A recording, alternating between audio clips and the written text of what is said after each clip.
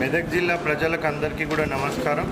So మొత్తం మనము చివరి విడత చివరి విడత ఎలక్షన్కి మనము దగ్గరికి రావడం జరిగింది. మరి జిల్లా వ్యాప్తంగా చూస్తే కూడా 7 మండలాలలో సుమారుగా 161 సర్పంచ్ పోస్టులకు 1220 వార్డు మెంబర్ల పోస్టులకు కూడా ఎలక్షన్ జరుగుతూ ఉంది. మరి దీనికి సంబంధించి అన్ని ఏర్పాట్లు కూడా పూర్తి చేయడం జరిగింది. సో అన్ని డిస్ట్రిబ్యూషన్ సెంటర్లలో కూడా ఈ 7 మండలాలకు సంబంధించిన డిస్ట్రిబ్యూషన్ సెంటర్లు కూడా పోలింగ్ స్టాఫ్ అందరూ కూడా అనుకున్న దానికంటే కూడా ఎక్కువనే అందరూ కూడా రావడం జరిగింది. మరి వాళ్ళందరూ కూడా ఆ పోలింగ్ స్టేషన్స్లోకి బయలుదేరడం కూడా జరిగింది.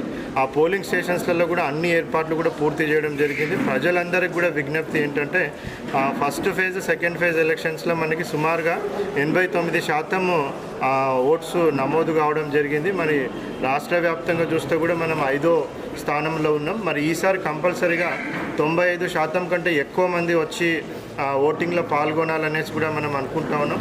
సో ప్రతి ఒక్కరు ఎవరికైతే ఓటర్ లిస్టులో అంటే ఈ మన పంచాయతీ ఓటర్ లిస్టుల పేరు ఉందో ఆ ప్రతి ఒక్కరు కూడా మీ ఓటు హక్కు వినియోగించుకోండి.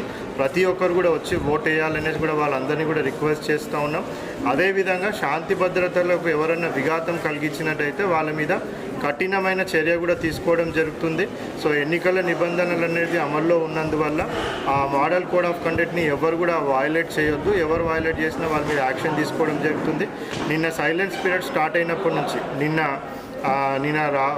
ఈవినింగ్ 5 o'clock నుంచి 18th రోజు మార్నింగ్ 10 AM వరకు కూడా మనకి 144 సెక్షన్ అంటే పాత 144 సెక్షన్, కొత్త BNSS చట్టం ప్రకారం 163 సెక్షన్ అన్ని గ్రామ పంచాయతీల ఈ 7 మండలాలకు సంబంధించిన అన్ని గ్రామ పంచాయతీల అమల్లోకి ఉంటుంది.